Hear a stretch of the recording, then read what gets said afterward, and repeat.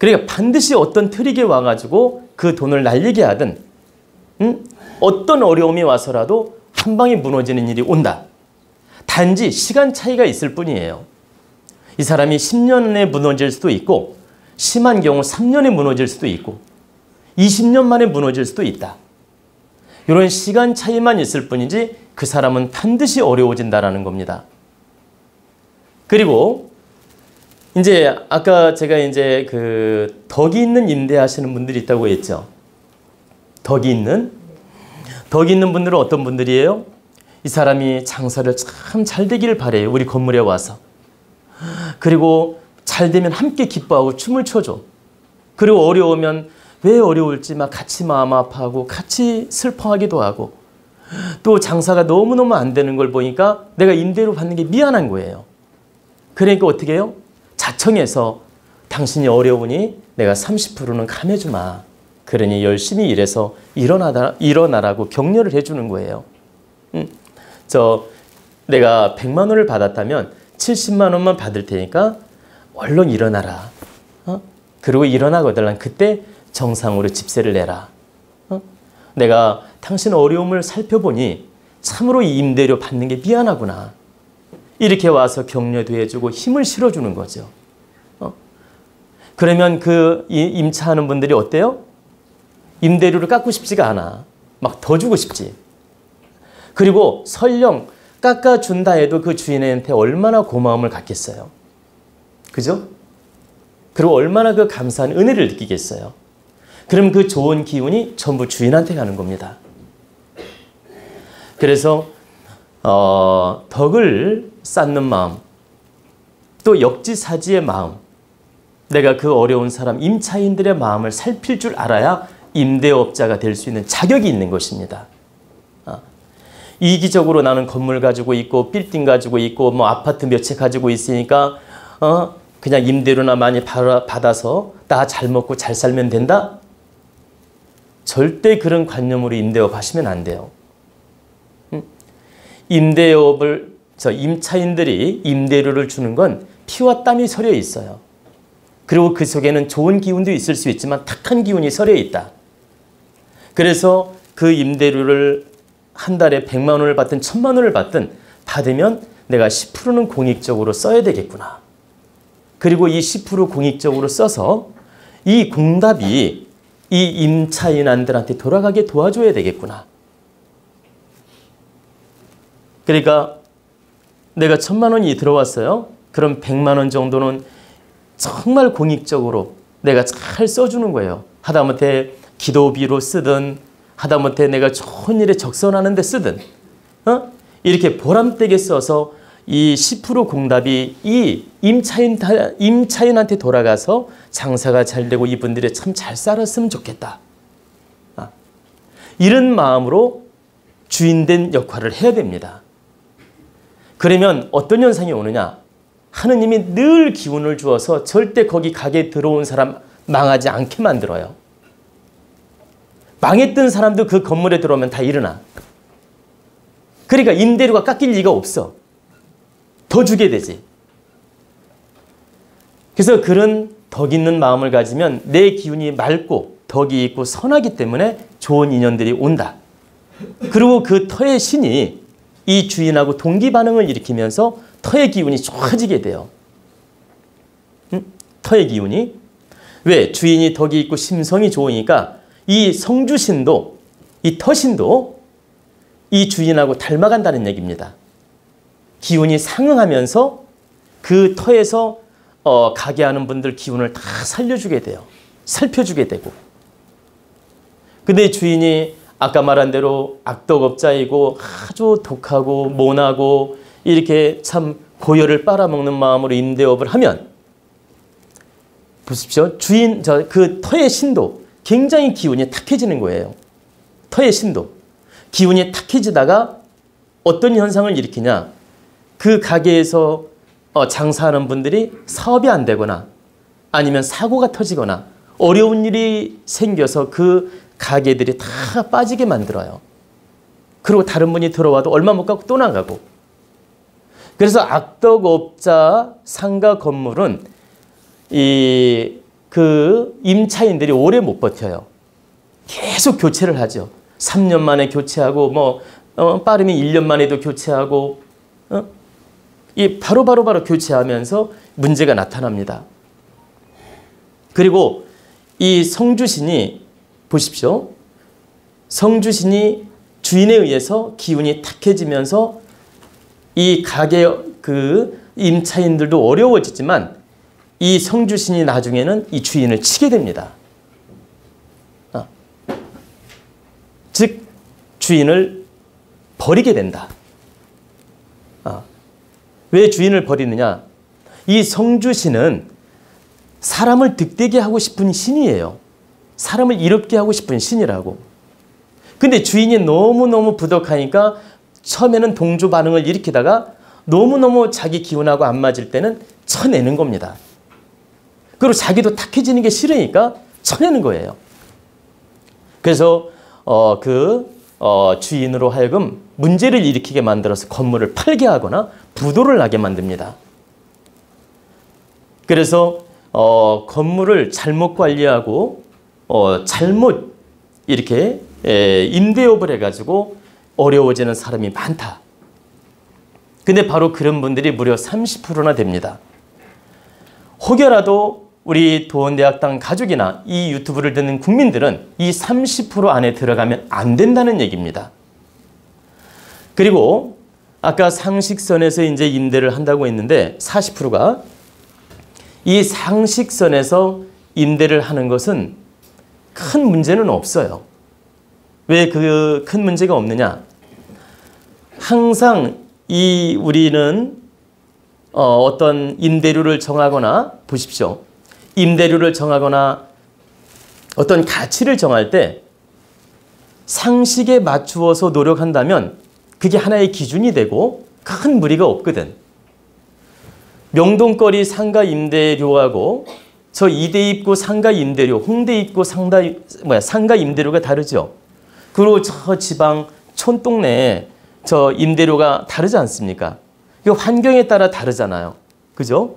그렇기 때문에 우리는 그 환경에 따라서 상식 기준을 두어서 우리가 임대를 하고 임차를 하거든.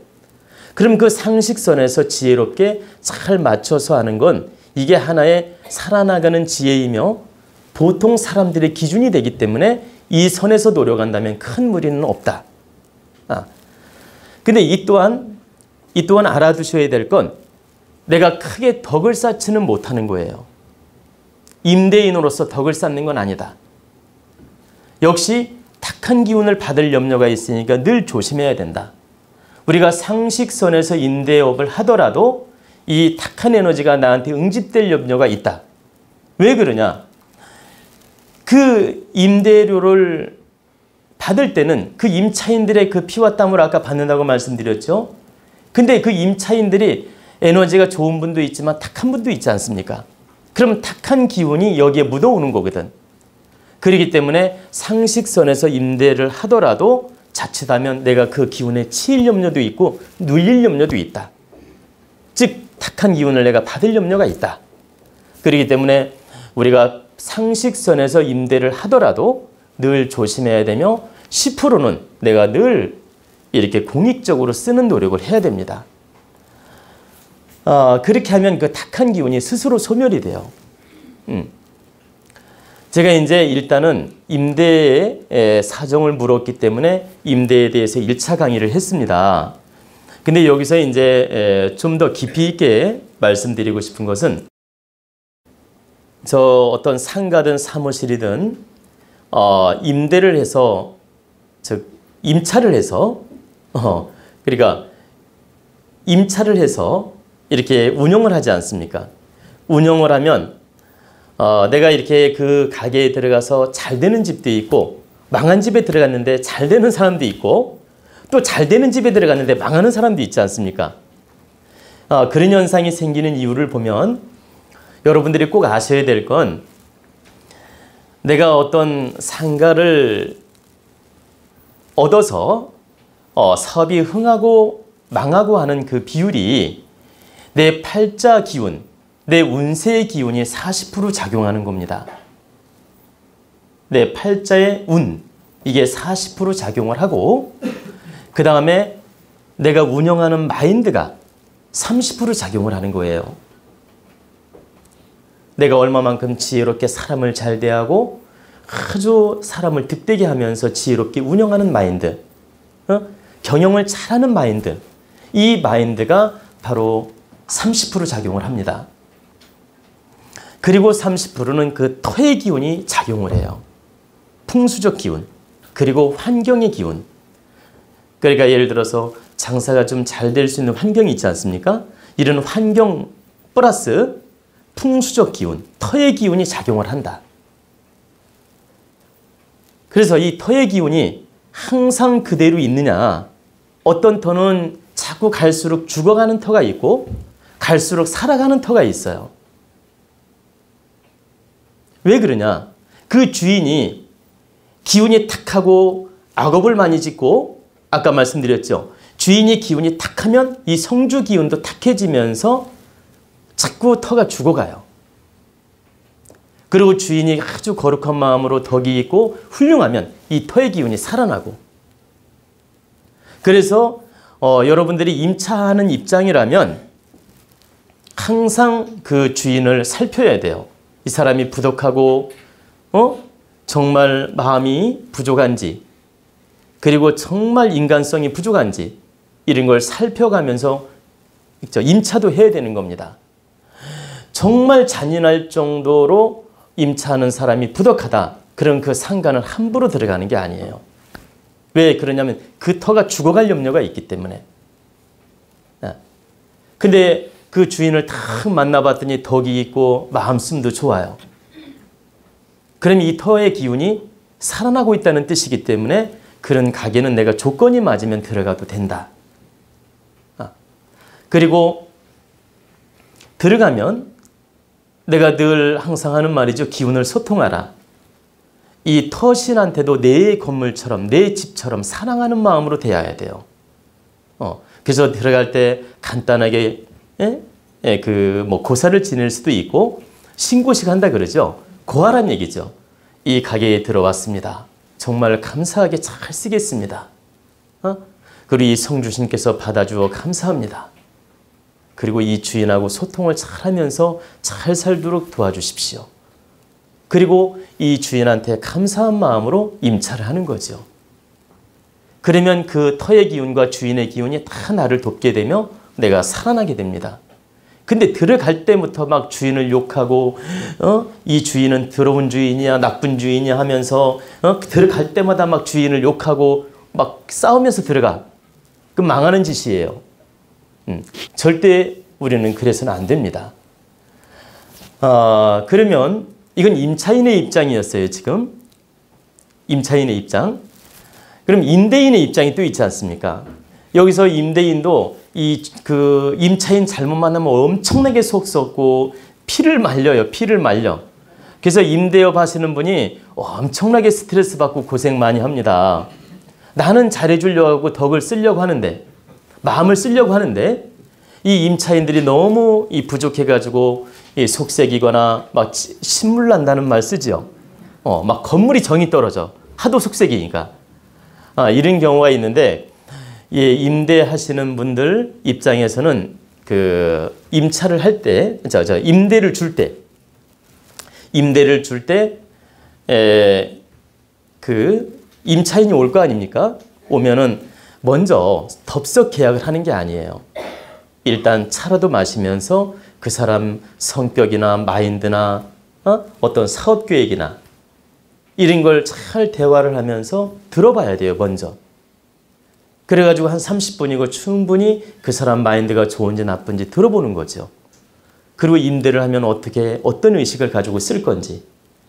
그리고 이 조건은 나는 이런 조건을 가지고 있는데 당신이 이걸 받아들일 건지. 이렇게 시험을 하는 겁니다.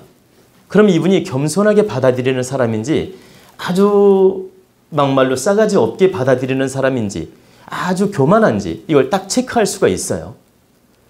그러면 교만하거나 불손하거나 예의가 없거나 너무 기운이 탁하다는 느낌이 들 때는 임대 안 주는 게 나은 거예요. 왜? 그 사람 돈 때문에 임대 줬다가는 속 썩고 건물이 더 탁해지니까. 그래서 대화를 좀 해보고 이 사람은 이념이 좋고 생각이 좋으니 내가 임대를 주어서 득되게 해야 되겠구나. 그럴 때는 내가 조금 형편에 맞추어 주어서라도 줘야 돼요.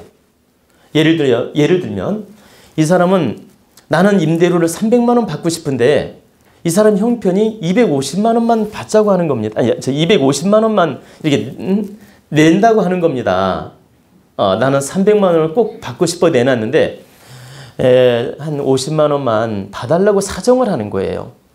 그런데 그 사람 관상이나 마음씀이 참 좋아 보여요.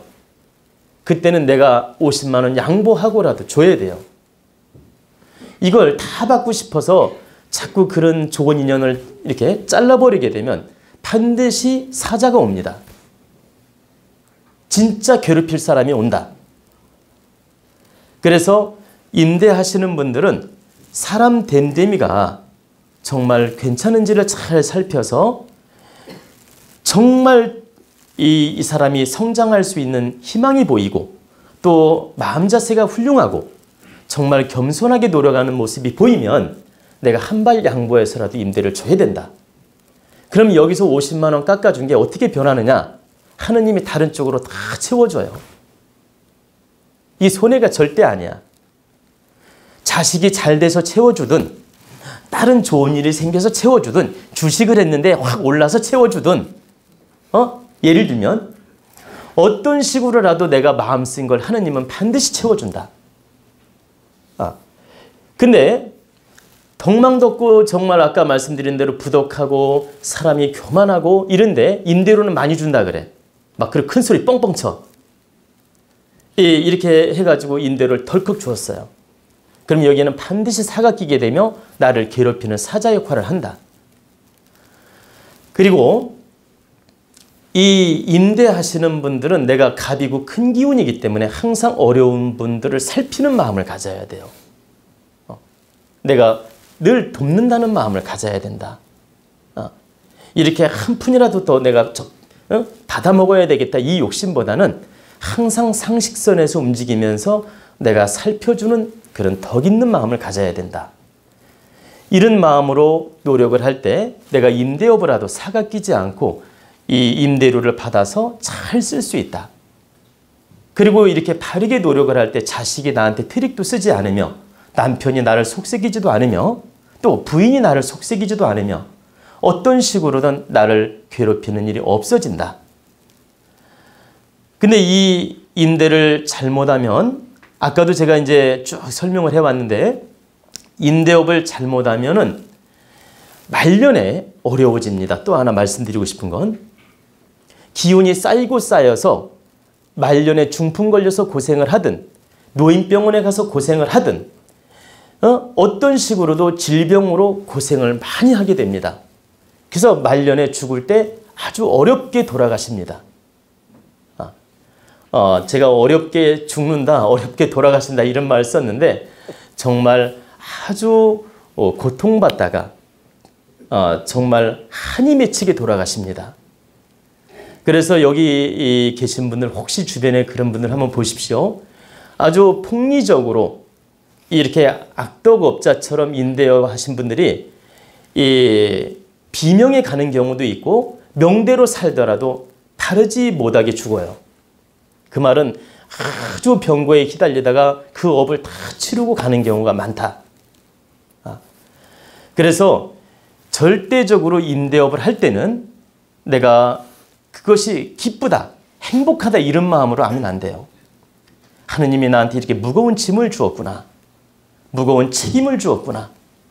나로 하여금 큰 기운을 주어서 사람들을 이롭게 하라고, 잘 이끌어가라고, 이런 관리자로서 역할을 하라고 이런 그 책임을 주셨구나. 이런 복을 주셨구나. 이런 건물을 주셨구나. 이렇게 책임 있는 마음을 가지고 바르게 노력을 해야 됩니다.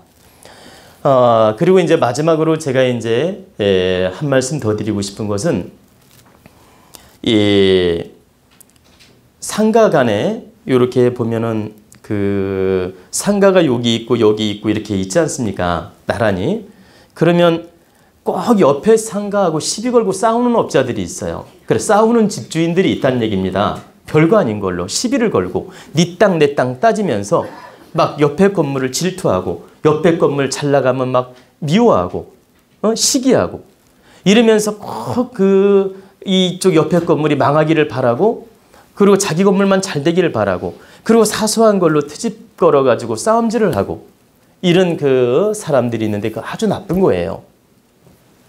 내가 조금 크게 피해가 되지 않고 양보해 줄 수 있는 일을 하면 늘 양보를 해주고 덕이 있게 하는 마음을 가져야 돼요.